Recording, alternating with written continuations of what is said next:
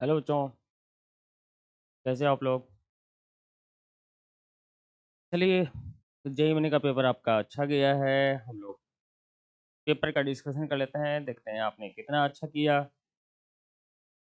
ये 29 का 2005 29 जनवरी का पेपर का डिस्कशन है। देखते हैं पहला पेपर क्या है। आपका रिवीजन हो जाएगा। अप्रैल सेशन भी आने वाला है। एग्ज़ाम कैसा भी गया भूल गए, भूल जाइए। हम नहीं भूल गया, आप भी भूल जाइए। आगे अप्रैल सेशन के लिए सीरियस हो जाना है। आपका बोर्ड भी है। जो ड्रॉपर बच्चे हैं अप्रैल सेशन के लिए थोड़ा सा तैयार हो जाइए, तो बेस्ट ऑफ 2 लिया जाएगा। अब यहाँ पे एक क्वेश्चन आपकी स्क्रीन पे आ गया है, which of the following is animal starch. आप जानते हो एनिमल स्टार्च क्या होती है? ग्लाइकोजन होती है। ग्लाइकोजन को एनिमल स्टार्च बोलते हैं, जो ग्लूकोज का पॉलीसेकेराइड है। इसका मोनोसेकेराइड हो गया ग्लूकोज, और इससे बने हुए ग्लूकोज से बने हुए पॉलीसेकेराइड ग्लाइकोजन। ओके, हाइड्रोलाइसिस करेंगे तो ग्लूकोज मिलेगा। ये एनिमल में स्टोर्ड फूड है ग्लाइकोजन के फॉर्म में। तो आंसर हो जाएगा इसका 1। आपने 1 किया, सही है। चलिए आगे बढ़ा जाए। आगे कह रहा है कि स्टेटमेंट टाइप का इस बार क्वेश्चन हर सेक्शन में आया है, और सिंपल सा स्टेटमेंट है। आप स्क्रीन पे देख लीजिए क्या लिखा हुआ है। Correct order of ionic radius 4, magnesium +2, sodium +1, oxygen -2, और Na+ और मैग्नीशियम +2। ये सभी देखेंगे, इलेक्ट्रॉन को काउंट कर लीजिए। सब जगह इलेक्ट्रॉन का नंबर तो F- में 10 है, O-2 में 8 + 2 10 है, सोडियम +1 में 10 है, मैग्नीशियम +2 में भी 10 है। सभी आइसो इलेक्ट्रॉनिक स्पीसीज है, और आइसो इलेक्ट्रॉनिक स्पीसीज में आपने देखा था जितना नेगेटिव चार्ज उतना ही लार्जर रेडियस का होगा। जितना ही पॉजिटिव चार्ज आएगा उतना ही रेडियस उसके कम हो जाएंगे, क्योंकि उसके उसके अंदर न्यूक्लियस के अंदर प्रोटॉन का नंबर बढ़ रहा है।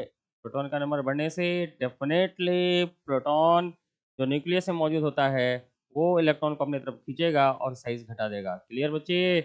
अच्छा, आपको ये एकदम सही सही एकदम हल्का सा क्वेश्चन मिला होगा। आपने सही सही टिक लगाया होगा। आइसो इलेक्ट्रॉनिक स्पीसीज के लिए तुरंत देखना है, जितना ज़्यादा नेगेटिव चार्ज होगा उतना ही बड़ा साइज। ओके बच्चे, तो चलिए ये क्या कह रहा है वो देख लेते हैं कि करेक्ट ऑर्डर ऑफ साइज, तो साइज सबसे बड़ा होना चाहिए बच्चे, बताइए। O-2 के, उसके बाद F- के, उसके बाद Na+ का, और मैग्नीशियम +2 का। ओके, तो पहला वाला ऑप्शन बताइए क्या सही है? नहीं, पहला वाला ऑप्शन सही नहीं है। अगर O-2 होता तो उसका साइज लार्जर होता। O-2 का साइज लार्जर होता, उसके बाद F- का, फिर Na+ का, और Mg+2 का। ओके बच्चे, तो इसका मतलब पहला वाला स्टेटमेंट बिल्कुल बिल्कुल बिल्कुल गलत है। Magnitude of electron gain enthalpy आप कह रहा है। आप जानते हो हैलोजन फैमिली में सबसे ज़्यादा इलेक्ट्रॉन गेन एंथैल्पी क्लोरीन के होते हैं। फ्लोरीन का थोड़ा घट जाता है बिकॉज ऑफ स्मॉलर साइज, और इलेक्ट्रॉन ऐड करना, अंदर अंदर इलेक्ट्रॉन का डेंसिटी ज़्यादा है, थोड़ा सा इसका घट जाएगा क्लोरीन सा। थर्ड पीरियड का अगर एक ग्रुप का थर्ड पीरियड में जाए तो उसका साइज बढ़ने के चलते, इलेक्ट्रॉनिक रिपल्सन के चलते इलेक्ट्रॉन गेन एंथैल्पी बढ़ जाएगा। उसके बाद ब्रोमीन हो जाएंगे, उसके बाद आयोडीन हो जाएगा। इनका मतलब सेकेंड वाला स्टेटमेंट जो है वो सही है बच्ची। तो पहला वाला इनकरेक्ट एंड सेकेंड वाला करेक्ट है। तो कौन सा ऑप्शन सुटेबल होगा? आपने ये कह दिया fourth. First statement is incorrect, correct and second is correct. Okay, चलिए आगे बढ़ जाते हैं हम लोग। सिंपल सा लगा होगा आपको। आगे देख लेते हैं, ये बहुत ही अच्छा क्वेश्चन पूछा है इनऑर्गेनिक का डीएनएफ ब्लॉक से, और उसको मोल कंसेप्ट से इसने मिलाया है। करेक्ट, क्रोमाइटोर, आपको क्रोमाइटोर डीएनएफ में पढ़ा था, और ये क्रोमाइटोर है। क्रोमियम का जो केमिकल है सोडियम डाइक्रोमेट, उससे पोटेशियम डाइक्रोमेट बनाते थे हम लोग, वो क्रोमाइटोर से। इसका अगर रिएक्शन करवाया जाए, रिएक्शन भी दिया हुआ है। आपको यहाँ पे रट्टा मारने की जरूरत नहीं है। Na2CO3 combining with O2 getting convert हो जाएगा सोडियम क्रोमेट में, प्लस Fe2O3 में, और कार्बन डाइऑक्साइड रिलीज होंगे। ये बेसिक रिएक्शन होगा। अब ये कह रहा है calculate molar mass of insoluble product formed. जो इनसॉल्युबल प्रोडक्ट हैं ये इनसॉल्युबल है। Fe2O3 इनसॉल्युबल है, रेस्टिंग इसी के चलते होता है बच्चे। सोडियम क्रोमेट सॉल्युबल है, अगर एसिड इसमें डाला जाए तो बन जाएगा सोडियम डाइक्रोमेट Na2Cr2O7। उसके बाद फिर पोटासियम से रिप्लेस करके K2Cr2O7 बना लेंगे। आपने ये पढ़ा है बच्चे। चलिए कह रहा है कि मोलर मास इनसॉल्युबल प्रोडक्ट का बनाना है, तो इनसॉल्युबल प्रोडक्ट का molar mass of insoluble product formed, molar mass of chromium दिए हुए हैं, आयरन दिए हुए हैं। चलिए आयरन से ही पता कर लेते हैं, तो आयरन का हो जाएगा 56 इंटू 2 दैट इज 112, और ऑक्सीजन का 16 इंटू 3 48, तो इसके आंसर 160 इसके आंसर हो जाएंगे। इसके आंसर हो जाएंगे 106। मोलर मास जो प्रोडक्ट बनेगा 106 हो जाएगा। आगे हम लोग आ जाते हैं। ये कह रहा है क्रिस्टल फील्ड थ्योरी से, ये बहुत ही अच्छा क्वेश्चन इसने पूछा है। कह रहा है कि डेल्टा नॉट ऑक्टाहेड्रल कॉम्प्लेक्स जब ये सब बनाएगा, सबका कोऑर्डिनेशन नंबर 6 है, आप देख रहे हैं। और सब जगह डी ऑर्बिटल का स्प्लिट हो जाएगा। डी ऑर्बिटल का स्प्लिट आपने पढ़ा था कि ऑक्टाहेड्रल में Eg का एनर्जी लेवल बढ़ जाता है, T2G का घट जाता है। कितना स्प्लिट करेगा वो डिपेंड करेगा नेचर पे और मेटल पे। सब जगह लिगेंड जो है एक ही है, Cn सब जगह एक ही है। इसका मतलब मेटल पे ये डिपेंड करेगा ही करेगा। तो इसका मतलब स्प्लिटिंग ये डिपेंड करेगा, डेल्टा नॉट डिपेंड करेगा। एक तो नेचर ऑफ लिगेंड, लिगेंड सब जगह बराबर है। दूसरा है ऑक्सीडेशन नंबर, जितना ज़्यादा चार्ज होगा उतना ही लिगेंड को अपने तरफ वो खींचेगा। अगर ऑक्सीडेशन नंबर बराबर है तो चेक कर लेंगे कि स्मॉलर साइज, आयन का अगर स्मॉलर साइज होगा तो ज़्यादा से ज़्यादा लिगेंड को अपने तरफ अट्रैक्ट करेगा, डी ऑर्बिटल को ज़्यादा स्प्लिट करेगा। चलिए अब देख लेते हैं, पहले चार्ज देखते हैं उसके बाद साइज देख लेते हैं। इन दोनों का चार्ज इन दोनों से ज़्यादा है। सब जगह ऑक्सीडेशन नंबर कैलकुलेट कर लिया, आपको कैलकुलेट करना आता है। इसका +2, इसका भी +2, इनका +3, उसका +3। तो इन दोनों में आयरन से कम साइज कोबाल्ट का है। आयरन, कोबाल्ट, निकल, कॉपर, पीरियोडिक टेबल में उधर जाएंगे तो साइज घटेगा, आप जानते हो। कॉपर +3 का साइज कम है, तो इसका मतलब लिगेंड को ज़्यादा अपने तरफ अट्रैक्ट करेगा और स्प्लिटिंग ज़्यादा करवाएगा। तो इन दोनों में फोर्थ ज़्यादा होगा, उसके बाद 3 आ जाएगा। पहले चार्ज देख लेना है, ऑक्सीडेशन नंबर, उनके बाद देख लेना है अगर ऑक्सीडेशन नंबर बराबर है तो साइज देख लेने हैं। इन दोनों में बताइए, तो आयरन का साइज कम है, मैंगनीज का ज़्यादा है, क्योंकि आयरन का 26 है, इसका 25 है।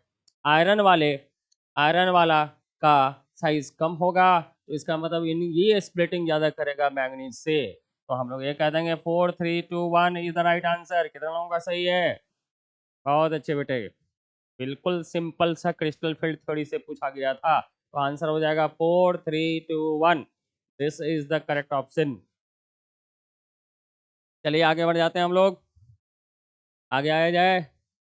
आगे है what is value of liquid solution से पूछ दिया है कि वन टॉप फैक्टर का वैल्यू कितना आना चाहिए, और केमिकल का फॉर्मूला दिया हुआ है A2B। तो A2B में बताइए टोटल नंबर ऑफ पार्टिकल, ये टूट करके अलग होगा तो 3 होगा, n का वैल्यू 3 होगा। सिंपल सा फॉर्मूला आपने ड्राइव किया था क्लास के अंदर, 1 + अल्फा इंटू n-1। ये n नंबर ऑफ पार्टिकल जिसमें वो डिसोसिएट हो रहा है।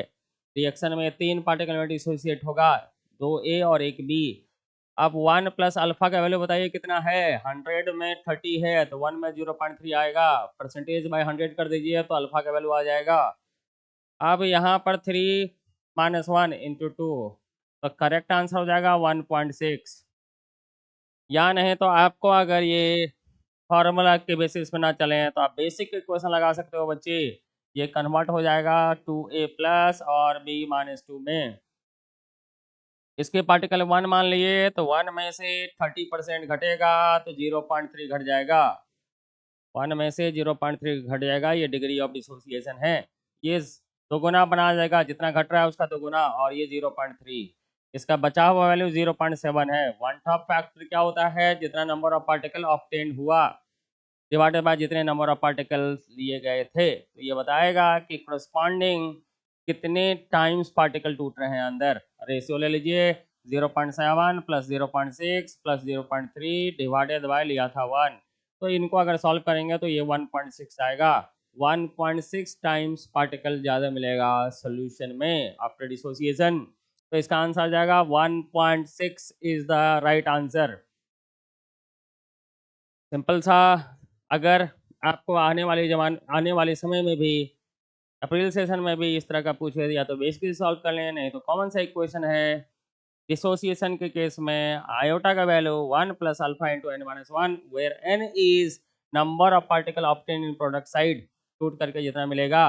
अगर ये एसोसिएशन रहे तो वन टॉप फैक्टर का वैल्यू लेस देन 1 यहीं पर रिवीजन कर लीजिए। और इसके केस में आपने पढ़ा है आयोटा का value 1 plus alpha 1 by n minus 1, n जहाँ पर number of mole of product obtained हैं आफ्टर एसोसिएशन। एन जो है वो जितना ज़्यादा रिएक्टिंग स्पीसीज एसोसिएट होकर के प्रोडक्ट में कन्वर्ट कर रहा है। चलिए आ गया बच्चे, तो ये दोनों चीज़ याद रखेंगे तो उससे प्रॉब्लम सॉल्व हो जाएगा। आगे की तरफ आ जाते हैं और आगे वाला क्वेश्चन देख लेते हैं आपकी स्क्रीन पे क्या दिया हुआ है। ये केमिकल काइनेटिक्स का एक क्वेश्चन दिया गया है। कह रहा है सिंपल सा A plus B getting converted into fluorine. इनके मैकेनिज्म दे रखा है और मैकेनिज्म में फर्स्ट स्टेप कह रहा है स्लो है। आप जानते हो जो स्लो स्टेप होता है वही रेट डिटरमाइनिंग स्टेप होता है। अगर वो रेट डिटरमाइनिंग स्टेप है तो उसी का रेट ऑफ रिएक्शन कहलाएगा। तो rate of reaction first step का रेट लिख दीजिए। और फर्स्ट स्टेप का रेट कितना हो जाएगा बच्चे बताइए? ये हो जाएगा के इंटू जो स्लो स्टेप का रेट लिखा, तो इसका पावर 1 इसका पावर 1। तो what will be sum of the order, जो पावर है उसका नाम ऑर्डर है। तो 1 plus 1 it will be 2। 2 answer आ जाएगा इसका। बिल्कुल सिंपल सा था बच्चे। मैकेनिज्म से बार बार पूछा गया, कहा गया था, बहुत सारी प्रैक्टिस आपने किया था और एकदम सही बनाए होंगे एकदम। ये सिंपल सा क्वेश्चन था। स्लो स्टेप का ही रेट रेट डिटरमाइनिंग स्टेप हुआ करेगा। स्लो स्टेप का ही रेट डिटरमाइनिंग स्टेप हुआ करेगा। और उसी का रेट अगर लिख दिया जाए तो रेट ऑफ रिएक्शन कहलाएगा।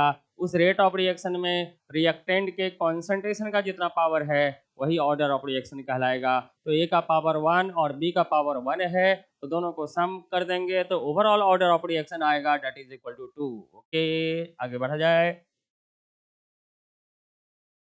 आगे बढ़ जाया जाए बच्चे, एकदम सिंपल था। Thank you very much. और इनके और सारे क्वेश्चंस आएंगे, आपको बार बार सभी क्वेश्चन की डिस्कशन करवाएंगे। सिंपल सा है, थोड़ा सा ट्विस्टिंग किसी किसी क्वेश्चन में था, बेसिक कॉन्सेप्ट को अप्लाई किया था।